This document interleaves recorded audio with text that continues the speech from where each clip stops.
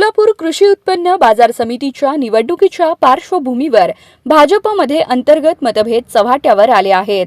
तांदुळवाडी येथे झालेल्या बैठकीत भाजप आमदार सुभाष देशमुख यांनी आपल्या पक्षातीलच आमदार सचिन कल्याण शेट्टी यांच्यावर थेट आरोप करत फक्त 3 जागांसाठी भाजपमध्ये फूट पाडून त्यांनी नक्की काय मिळवलं असा सवाल उपस्थित केला आहे।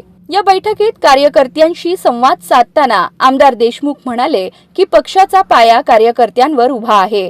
जेव्हा पक्ष नेतृत्व कार्यकर्त्यांना संधी देण्याची भाषा करतं तेव्हा कल्याण शेट्टींनी काँग्रेसच्या नेत्यांसोबत हात मिळवणी करून पॅनल तयार करणं पक्ष धोरणाच्या विरोधात असल्याचं देशमुख म्हणाले। बैठकीत बाळासाहेब शेळके यांनी निवडणुकीपूर्वी घडलेल्या घडामोडींचा आढावा घेत सर्वांना विश्वासात घेतलं असतं तर ही निवडणूक बिनविरोध झाली असती असा सूर लावला।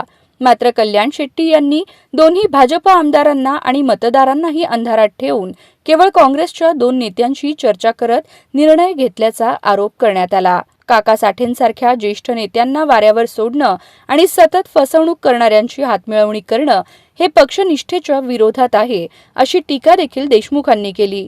या बैठकीला अनेक कार्यकर्ते आणि स्थानिक लोकप्रतिनिधी उपस्थित होते।